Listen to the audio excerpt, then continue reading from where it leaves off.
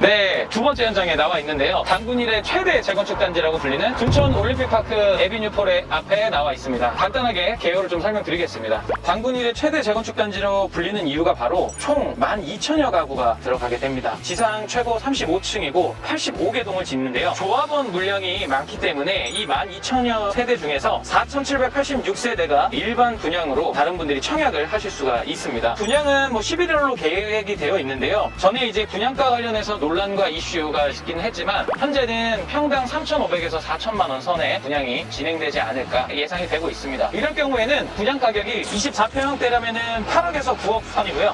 34평형이면 최소 12억에서 13억 원 수준까지 될 것으로 예상이 됩니다. 물론 이거는 예상치이기 때문에 더 넘어설 수도 있습니다. 지금 계획은 2024년에 입주가 예정되어 있는데요. 이 시기를 좀 고려한다면 59제곱미터 타입은 17억, 84제곱미터 타입은 23억 원 선으로 가치가 뛸 걸로 예상이 되고 있습니다. 여기도 사실은 저희가 갔던 어반브리지처럼 당첨만 된다면 어반브리지보다도 더 큰 로또 당첨과 같은 그런 시세 차익을 보실 수가 있습니다. 네, 이어서 입지에 대해서 조금 설명을 드리면요. 워낙 재건축 단지가 규모가 크다 보니까 무려 역이 3개나 접하고 있습니다. 둔촌동역이 5호선이 가장 넓은 대로변에 위치를 하고 있고요. 그리고 9호선이 추가 연장이 되면서 중앙보건병원역과 둔촌 오륜역이 접하고 있습니다. 그래서 사실은 대형 아파트 단지가 거의 트리플 역세권을 해당되는 경우는 많지 않은데 워낙 규모가 크다 보니까 가능한 것 같습니다. 추가로 둔촌 재건축 말고 이 인근에도 또 소규모로 아파트 단지들이 조금씩 있는데요. 3위 연립 재건축이 지금 진행 중에 있고요. 분양은 올해 한다고 했지만 일정은 아직 나오지 않았고 여기도 136세대를 10층 규모로 재건축하는 사업을 진행 중에 있습니다. 네, 이어서 주변 아파트 시세를 보여드리겠습니다. 인근에는 대단지가 있는 것도 아니고요. 대장 아파트라고 불릴만한 것들은 없습니다. 둔촌 재건축이 대장 아파트겠죠. 좀 반경을 넓혀서 보다 보면 비싸게 거래된 것들이 두 건이 있었습니다. 4,300만 원, 5,200만 원. 결국 4,000에서 5,000 정도의 시세가 형성이 돼 있기 때문에 둔촌 주공이 이제 재건축이 완료가 되고 분양이 되면 훨씬 더 높은 시세로 형성되지 않을까 예상을 해봅니다. 그리고 개요에서 한 가지 또 추가적으로 설명드릴 것들이 있는데요. 100% 확정은 아니지만 둔촌 재건축 단지 안에 초등학교, 중학교, 고등학교도 들어가고요. 그리고 관공서도 들어갑니다. 그리고 상업시설들도 다수 건설될 예정이고 이게 조강도상에 나와 있는 계획이기 때문에 사실 크게 변동되지는 않겠지만 단지 하나만으로 자급자족의 기능을 조금은 가질 수 있는 그런 곳이 아닌가 싶습니다. 그래서 더 많은 분들이 관심을 갖고 계신 게 아닌가 생각이 됩니다.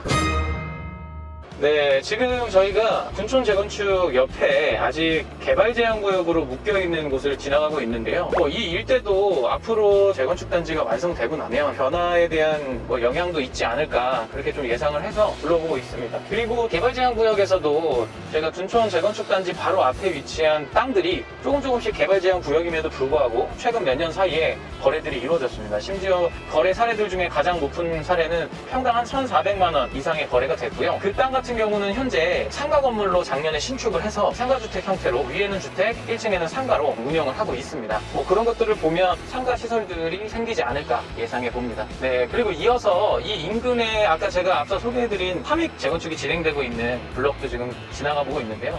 확실히 이 지역 일대가 많이 노후화되어 있다 보니까 딱히 상권이나 이런 것들을 보여드릴 거는 별로 없는 것 같고요.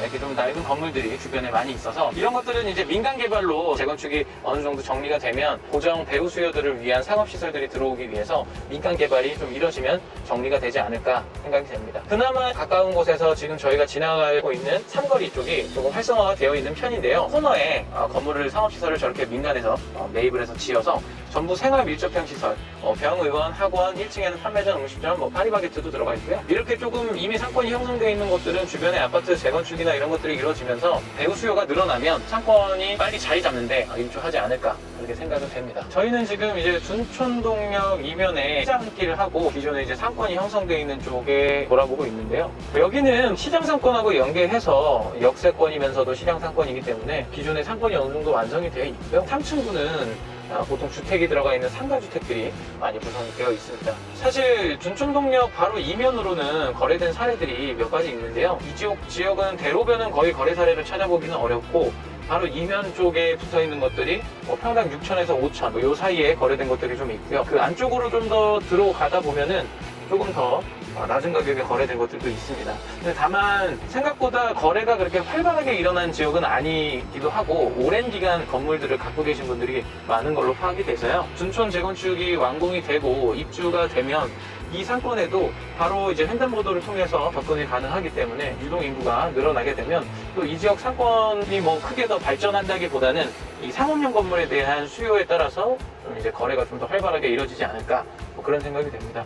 지금 저희가 지나가고 있는 이 길이 바로 대로변 이면길인데요. 여기 같은 경우는 아까 좀 더 안쪽보다는 상층부까지도 뭐 음식점들이나 이런 것들이 많이 들어가 있고 공실은 전혀 없고요. 평일 점심시간대인데도 상당히 사람들이 많이 다니는 모습들도 좀 보입니다. 대기업 프랜차이즈보다는 골목상권에 가까운 영세 업체들이 많이 들어가 있는 것으로 보이고요. 대부분이 이제 먹자 골목으로 형성이 되어 있습니다. 이런 지역들은 향후에 배우 수요가 늘어나면 거래가 조금 더 많이 일어나지 않을까, 또 동시에 시세도 더 오르지 않을까, 뭐 그렇게 생각이 됩니다.